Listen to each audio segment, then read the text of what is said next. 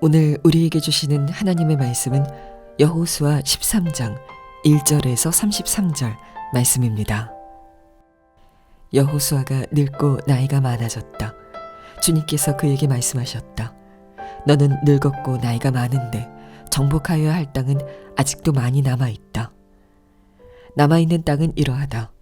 블레셋 사람과 그슬 사람의 모든 지역과 이집트의 동쪽에 있는 시홀 시내로부터 북쪽 에그론 경계까지에 이르는 가나안 땅과 가사와 아스돗과 아스글론과 가드와 에그론 등 블레셋의 5 왕의 땅과 아위 사람의 땅과 남쪽으로 가나안의 모든 땅과 시돈의 무아라로부터 아모리 사람의 변경 아벡까지 또 그발 사람의 땅과 동쪽의 레바논 땅 전체와 헤르몬 산 남쪽 바알갓에서 하맛에 이르는 곳까지이다.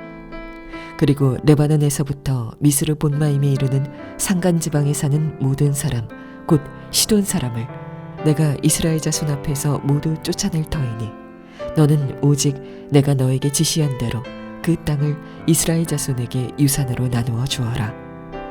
너는 이제 이 땅을 9 지파와 므낫세의 반쪽 지파에게 유산으로 나누어 주어라. 그러나 레위 지파에게는 모세가 유산을 주지 않았다. 하나님이 그들에게 말씀하신 대로 주 이스라엘의 하나님이 바로 그들의 유산이기 때문이다. 아멘. 하나님의 말씀입니다. 온라인으로 예배하는 여러분들 모두를 진심으로 축복합니다. 여러분들도 온라인으로 예배하는 일이 여전히 좀 낯설겠지만 저도 카메라만 보고서 여러분을 믿음으로 그려가며 말씀을 전하는 일이 여전히 저에게 있어서 참 쉽지 않습니다.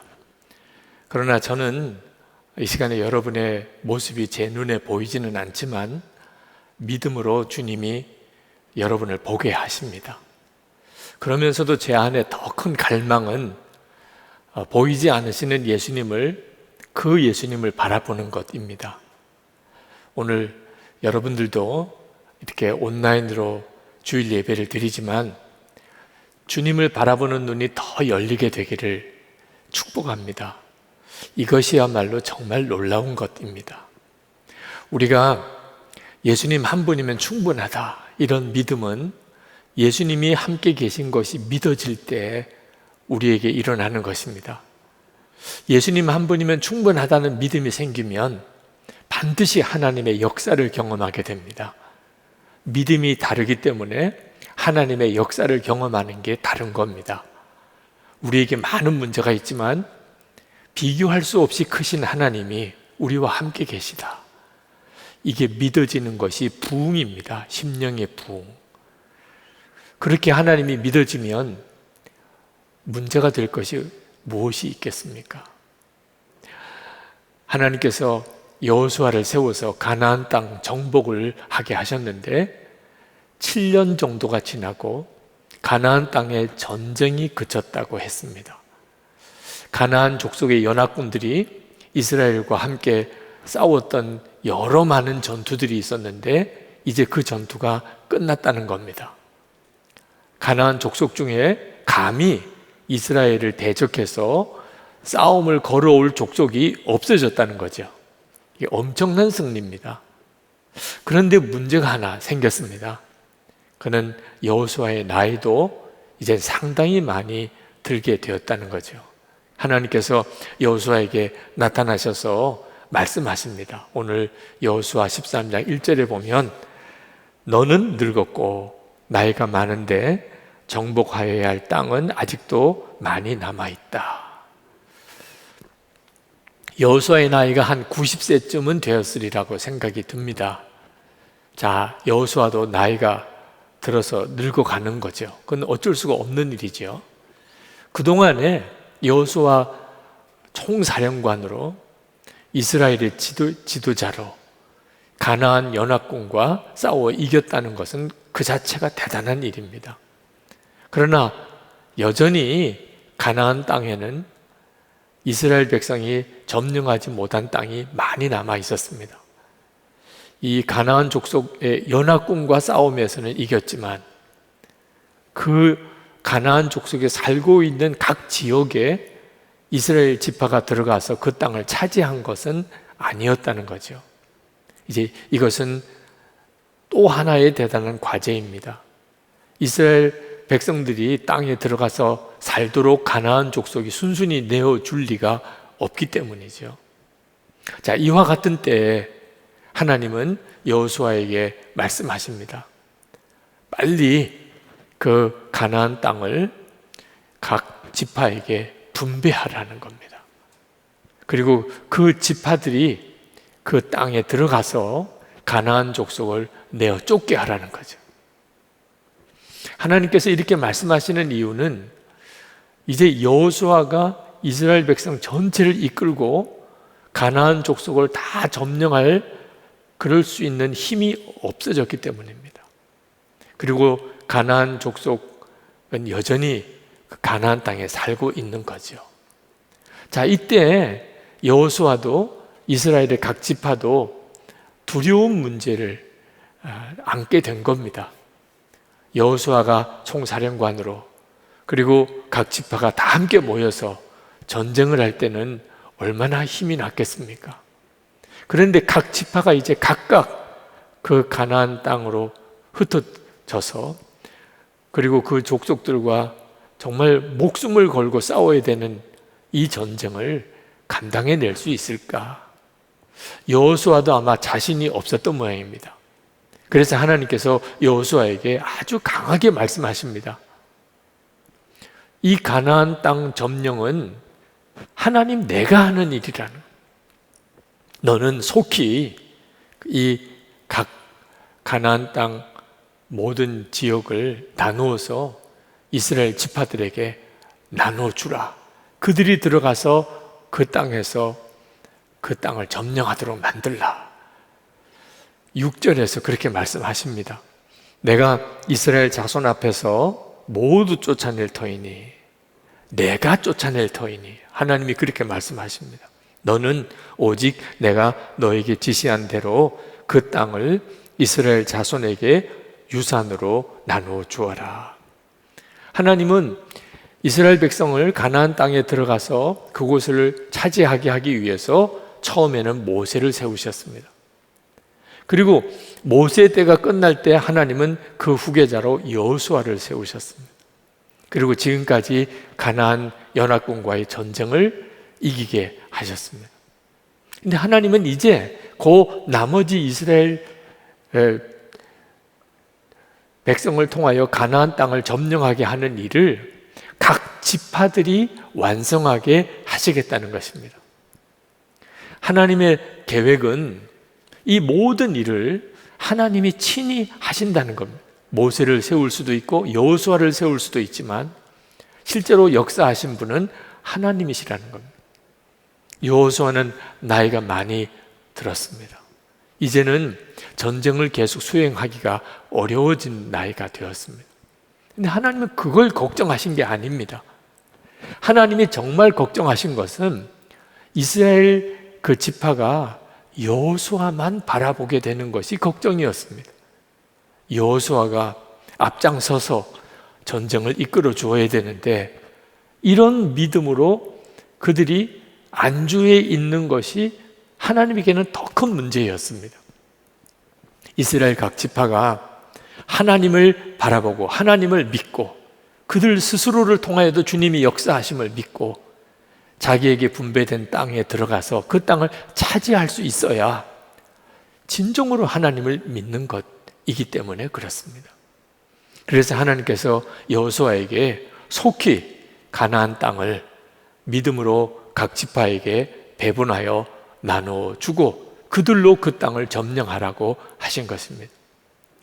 이스라엘 지파에게 필요한 것은 하나님을 바라보는 믿음에 눈을 뜨는 것입니다. 그리고 이미 이긴 전쟁이다. 여호수아가 가나안 연합군과 싸워서 이겼습니다. 그 가나안 땅은 실제로 전쟁이 끝난 것과도 같은 것이라고 말씀했습니다. 이긴 전쟁을 싸운다. 그래서 각 지파별로 자기에게 주어진 땅에 들어가서 그 땅을 점령하는 일이었습니다. 물론 이건 대단한 믿음의 역사입니다. 이 일을 모세도 겪었고 여호수아도 겪었습니다. 하나님을 바라보고 그리고 하나님만 의지하고 순종하는 믿음의 사람이 되는 것. 이제 이것이 이스라엘 모든 지파에게 필요한 때가 된 겁니다. 여러분, 이 일은 지금 우리의 교회에도 필요합니다. 하나님께서 교회가 어떤 위기를 맞이하게 되면 어떤 특별한 지도자를 세우셔서 그 교회 문제를 해결하실 수 있습니다. 우리 교회도 그런 일을 겪었죠. 그렇지만 어떤 특별한 한 사람의 지도자를 통하여 그 교회가 계속 이끌림을 받는 것은 건강한 교회가 아닙니다. 오히려 영적으로는 약한 교회입니다. 왜냐하면 하나님보다도 사람을 더 의지하고 사람을 더 바라보게 되기 때문에 그렇습니다. 진짜 건강한 교회, 정말 강한 교회는 어떤 특정한 몇 사람이 아니고 모든 교인들이 주님을 바라보면서 주님이 모든 교인들을 통하여 그 교회를 세워갈 수 있는 교회입니다. 지금 우리 교회는 담임 목사가 이제 교체되는 때에 있습니다. 우리 교회는 지금 바로 이 전환점에 서 있는 겁니다. 그때 여호수아 13장 말씀은 참 소중한 교훈을 우리에게 주고 있습니다.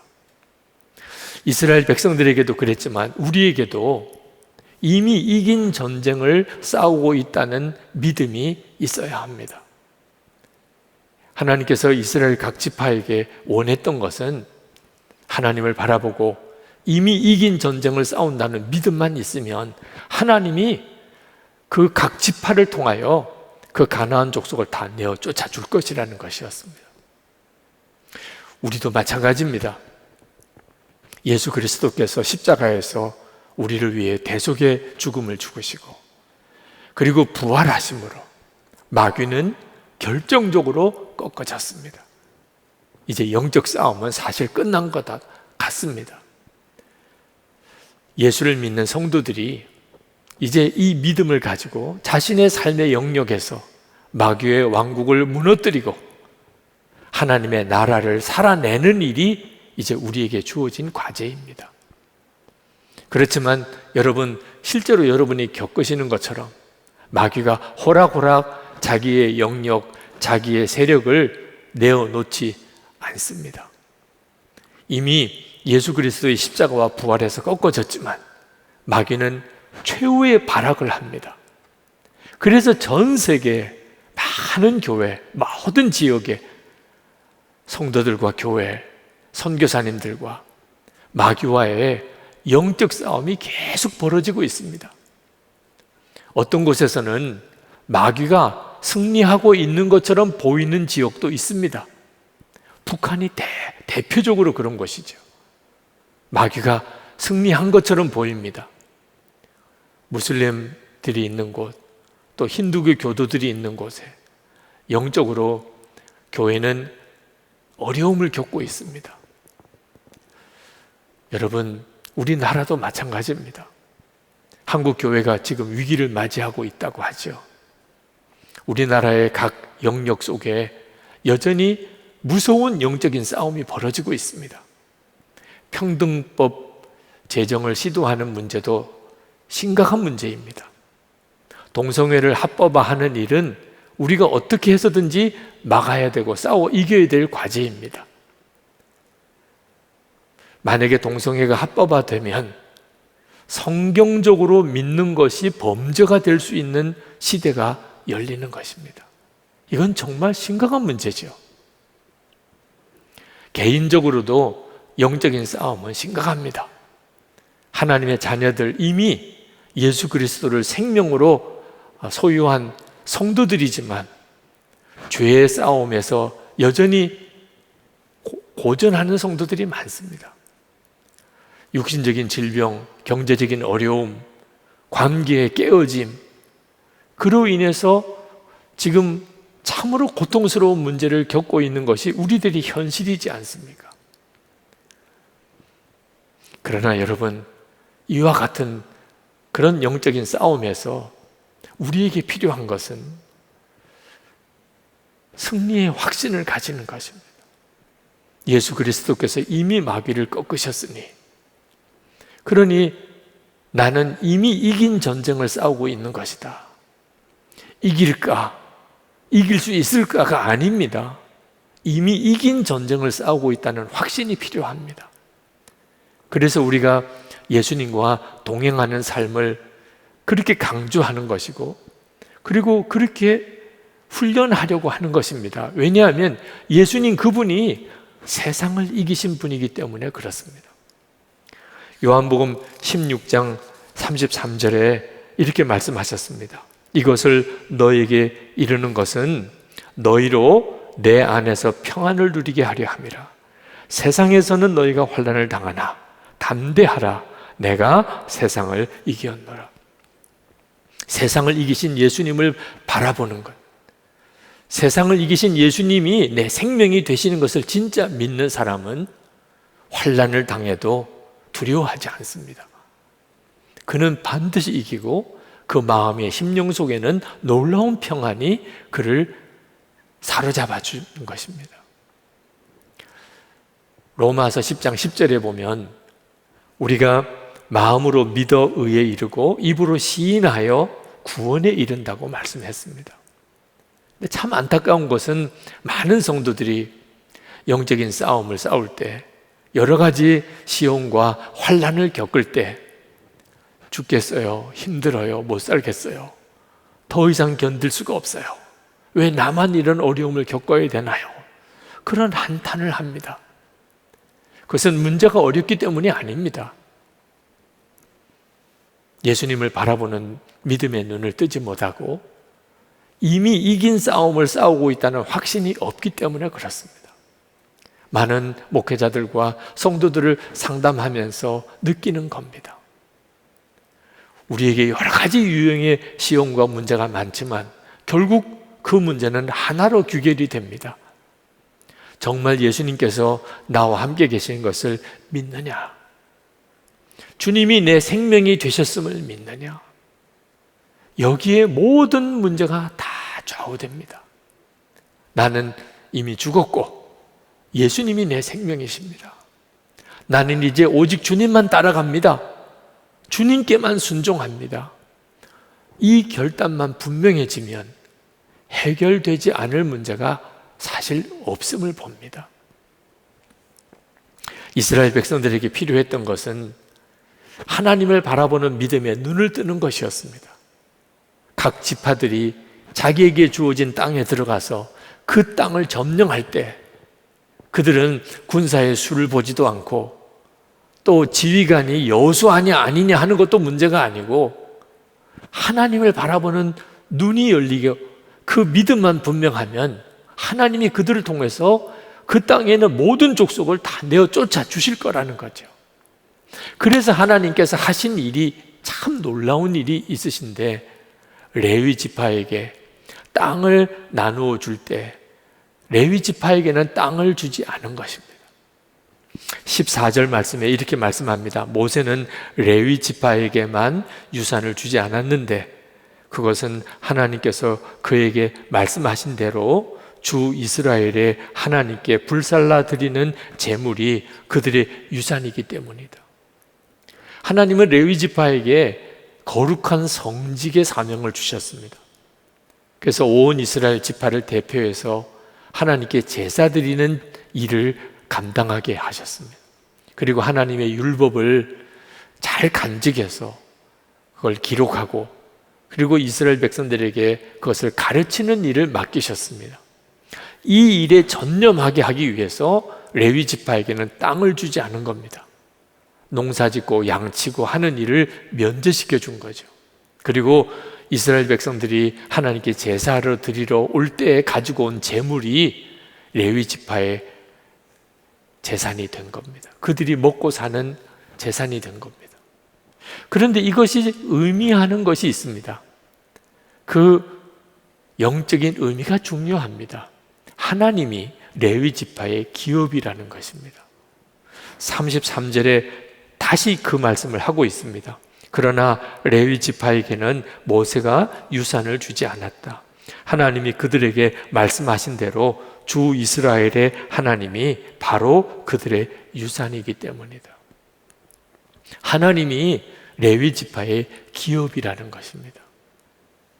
저는 이 말씀을 묵상하면서 하나님이 왜 레위 지파에게 땅을 주지 않으시고 하나님이 기업이라고 하셨는지 성령께서 깨우쳐 주시는 것이 있었습니다. 하나님이 레위 지파를 그렇게 하신 것은 온 이스라엘 지파들이 땅이 없는 레위 지파를 보면서 하나님이 주시는 땅이 이 세상에 있는 것만 아니구나. 하나님의 나라에 있는 것이 진짜구나. 하나님이 우리의 기업이 되실 수 있구나. 그 사실의 증인으로 레위인을 삼으신 겁니다. 사실 하나님이 기업이시라는 것은 이스라엘 전 지파가 받은 축복입니다. 하나님이 기업인 백성이죠. 그런데 왜 레위 지파에게만 유독 땅을 주지 않으시고 하나님이 기업이라고 하신 것일까요? 다른 지파들이 보라는 것입니다. 저 레위 지파는 자기들의 소유의 땅이 없어. 하나님이 저들의 기업이시래. 그러면서 하나님이 기업이 될 수 있구나. 그 사실을 항상 기억하게 하는 증인으로 레위 지파를 삼으신 겁니다. 하나님을 바라보는 눈을 계속 열게 하신 거죠. 그러면 하나님이 이스라엘 각 지파를 통해 역사할 수 있기 때문입니다. 여러분, 지금 우리들에게도 하나님이 내 기업이다 이렇게 선언할 수 있는 레위 지파의 믿음이 필요합니다. 저는 여러분에게 오늘 정말 성령의 주시는 감동으로 여러분에게 호소하고 싶습니다. 여러분의 이 시대에 영적인 레위 지파가 되고 싶지 않으십니까? 주님께서 여러분을 그렇게 오늘 부르고 계시지 않습니까? 예수님 한 분이면 충분합니다. 담대하게 그렇게 고백하고 세상 모든 사람, 주위 사람들이 저 사람은 예수님과 동행하는 사람이래. 그렇게 소문나는 사람이 되는 겁니다. 여러분 중에는 솔직히 말해서 이 땅에 기업이 없고 하나님이 기업이 되시는 레위 지파가 불쌍해 보이는 분들이 있으실 겁니다. 나는 레위 지파 되기 싫어. 하나님이 기업이신 것, 그 참 좋은 말이긴 한데 현실적인 만족감이 없는 거죠. 여러분, 누구나 다 믿음이 성장하는 과정에서 그런 단계를 거칩니다. 하나님의 말씀이 참 좋은 말씀이긴 한데 솔직히 현실적인 믿음이 아닌 거죠. 그렇지만 여러분, 이런 믿음에 그냥 머무르는 것은 대단히 심각한 문제입니다. 부자 청년이 예수님에게 찾아와서 영생을 구했습니다. 그 영생에 대한 갈망이 실제로 있었던 거죠. 그러나 그 부자 청년은 예수님께서 가진 모든 재산 가난한 사람에게 다 나누어주고 나를 따르라. 그러면 하늘에서 상급이 크리라 말씀하셨습니다. 그냥 재산을 나누어주라는 거 아닙니다. 하늘에서 상급이 클 것이라고 약속하셨습니다. 그러나 부자 청년에게는 그 말씀이 고민거리가 되었습니다. 세상의 재산을 다 나눠주고 하늘나라의 상급을 취할 건가? 결국은 어떻게 결론 내립니까? 영생을 포기하고 세상 재산을 택합니다. 왜? 여전히 그 믿음이었기 때문에. 하나님의 나라는 나에게 실제가 아닙니다. 세상의 땅은 그건 내게 있어서 너무나 중요합니다. 이런 믿음의 수준으로는 끝까지 예수님을 따라가지 못합니다. 진정 구원받은 자의 삶을 살지 못합니다. 여러분, 이 믿음에서 빨리 벗어나야 합니다. 얼마 전 뉴스에 세계 최고의 부자들이 우주 여행을 했던 그런 소식을 보았습니다. 아마존의 창업자인 제프 베이조스, 또 테슬라의 창업자인 일론 머스크 같은 사람들이 이미 우주를 다녀왔고 또 앞으로 우주 여행을 할 계획이 있다는 뉴스가 나왔습니다. 참 멋있는 일이기도 하고 대단한 일이기도 합니다. 그리고 사업상으로도 아마 앞으로 굉장한 돈을 벌 수 있는 그런 사업 아이템이기도 할 것입니다. 그런데 여러분, 이 우주를 정복하고 우주를 여행하는 것보다 더 크고 중요하고 시급한 문제가 있다는 것을 알아야 합니다. 우리의 영혼의 구원의 문제입니다. 만약에 우리 영혼이 구원받지 못했는데, 영생을 얻지 못했는데 우주를 정복한들, 그 우주를 정복한 것이 다 무슨 의미가 있겠습니까? 저는 어제 토요일 39세 젊은 나이에 하나님 앞에 부름을 받은 남자 집사님 입관 예배를 인도했었습니다. 사랑하는 가족과 함께 휴가를 갔다가 자기 생일에, 39세 되는 생일에, 그러나 갑작스러운 사고로 하나님 앞에 갔습니다. 우리의 삶은 어떤 일이 어떻게 일어날지 모르는 삶 속에 살고 있습니다. 과연 내게 있어서 영혼에 대한 준비는 확실히 되어져 있는 건지, 내 땅, 진짜 내가 누릴 하나님의 나라의 내 기업은 내게 진짜 분명한 건지, 여러분 이것부터 분명히 확인하고 살아야 하는 겁니다. 저는 신학교 다닐 때 예수님 한 분이면 충분합니다, 이 고백을 못했습니다. 두려웠습니다. 솔직히 너무 두려웠습니다. 예수님 한 분이면 충분합니다, 예수님이 나의 왕이십니다, 이런 고백은 나머지를 다 포기해야 되는 것으로 그렇게 느껴졌습니다. 목회 실패해도 좋다, 아무것도 가진 것이 없어져도 좋다, 그런 의미로 받아들여졌습니다. 제가 목사가 되고 이왕 목사가 되고 될 거면 저는 목회에 성공했다는 말을 듣고 싶었습니다. 솔직히 말해서 대접도 받고 누릴 것도 누리고 그렇게 살고 싶었습니다. 예수님 한 분이면 충분하다, 그건 저에게 있어서는 너무나 현실적인 이야기가 아니었습니다. 그것은 그때 제게 예수님은 그저 들어서 아는 분 정도의 수준이었기 때문에 그렇습니다. 예수님 그분이 얼마나 놀라우신 분인지 솔직히 제게는 인격적인 만남도 없었고 주님과의 교제도 없었기 때문에 그랬습니다. 하나님께서는 저에게 있어서 목회를 잘할 거냐 어떻게 할 거냐 그게 문제가 아니고 예수님 그분과의 실제적인 인격적인 만남, 나는 죽고 예수로 사는 십자가의 복음이 분명한 사람이 되는 일이 더 먼저 필요하다고 그렇게 보셨습니다. 그리고 저를 그렇게 이끄셨습니다. 이제 저는 제 목회 사역에 마무리를 해야 되는 시점에 와 있습니다. 정말 그렇습니다. 세상에서 누리고 소유하는 것이 얼마나 부질없는 것인가를 봅니다. 예수님 한 분이면 충분합니다, 담대하게 고백할 수 있는 믿음이 얼마나 복된 것인가. 사도 바울처럼 세상 유익 다 해로 여기고 배설물처럼 버릴 수 있는 그 정도로 예수님을 알고 주님과 동행하는 삶이 얼마나 복인가, 이제는 정말 깨닫게 됩니다. 성도 여러분, 여러분도 정말 그 눈이 뜨여야 됩니다. 우리에게 주어진 하나님의 기업은 이 세상에 있지 않습니다. 하나님의 나라입니다. 예수님 그분이 진정 나의 기업입니다. 정말 예수님 한 분이면 충분합니다. 이 믿음의 고백이 우리에게 있어야 합니다. 그때 우리의 심령에 부흥이 일어났다고 말하게 되는 겁니다. 마틴 로이드 존스 목사님이 쓰신 부흥이라는 책에 부흥에 대한 아주 간단하고 명확한 정의가 나옵니다. 부흥이란 하나님의 백성들이 갱신되고 새로워지며 예수와 동행하는 삶을 회복하는 것입니다.